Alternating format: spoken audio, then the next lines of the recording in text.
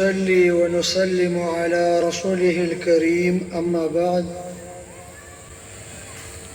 فأعوذ بالله من الشيطان الرجيم بسم الله الرحمن الرحيم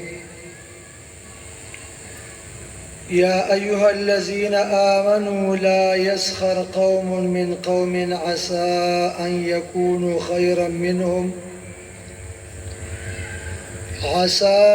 يكونوا خيرا منهم ولا نساء من نساء عسى أن يكن خيرا منهن ولا تلمزوا أنفسكم ولا تنابزوا بالألقاب بئس الاسم الفسوق بعد الإيمان ومن لم يتب فأولئك هم الظالمون يا أيها الناس إنا خلقناكم من ذكر وأنثى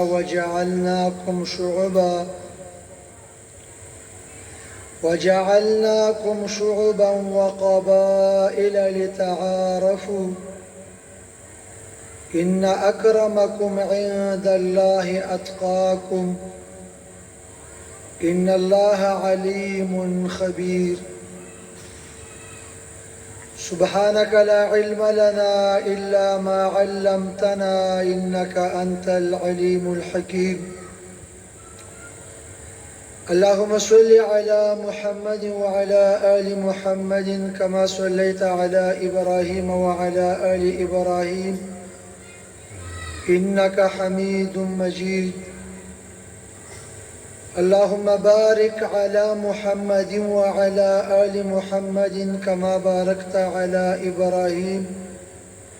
وعلى آل إبراهيم إنك حميد مجيد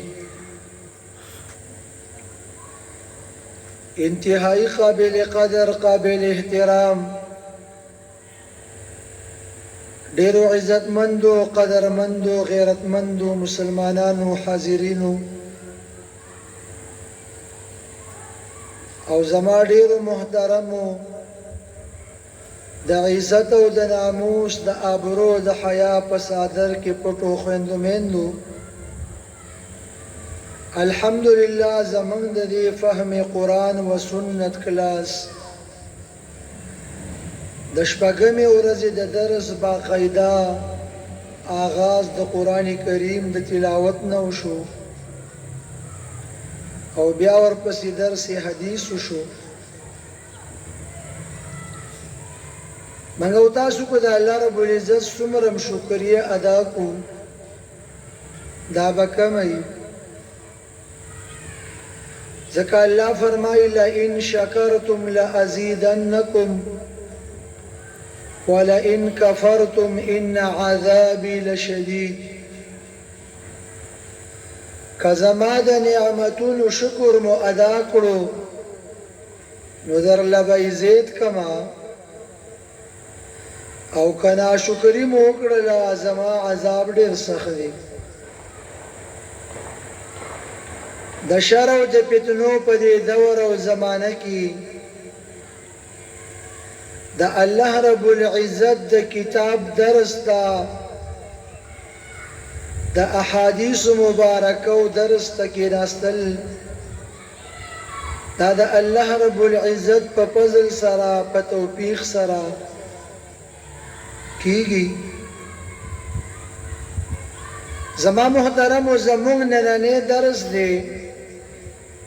په صفحه نمبر 19 باندې زمونږ استاد په لاسونو کې چې دا کومه کتابچه ده د دې نور لسمه نمبر صفحه ده د دې موضوع د اسلام او نظریه قومیت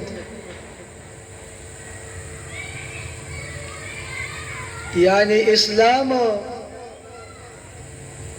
او دغه رنګ هغه نظریه د قومیت او د نشنالیزم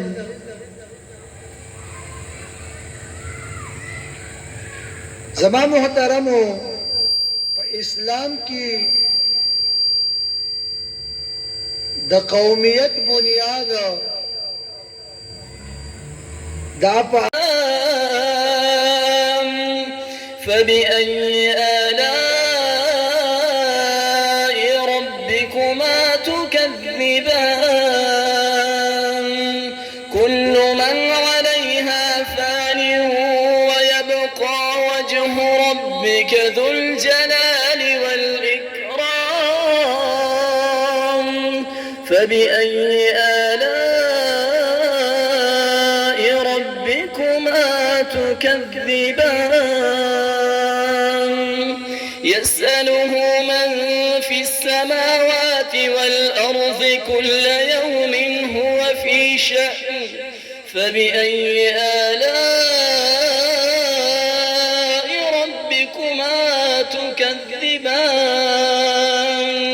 سنفرغ لكم أيها الثقلان فبأي آلاء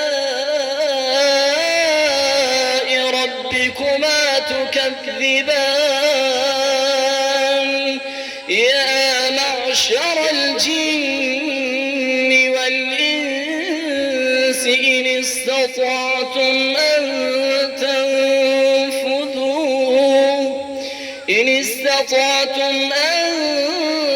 تنفذوا من أقطار السماوات والأرض فانفذوا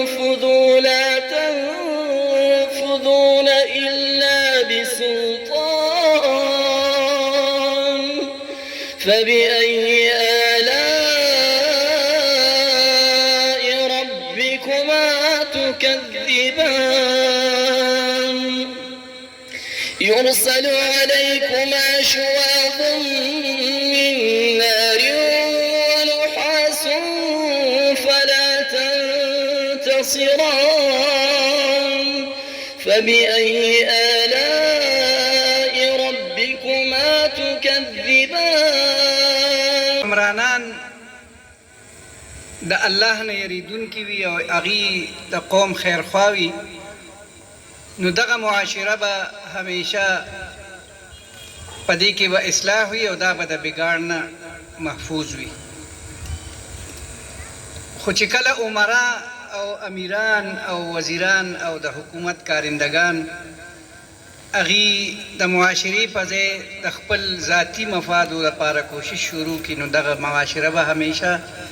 د بګاړ او د خرابې نه ډکه وي په دې حدیث کې معقل ابن یسار رضی الله تعالی عنہ فرمایي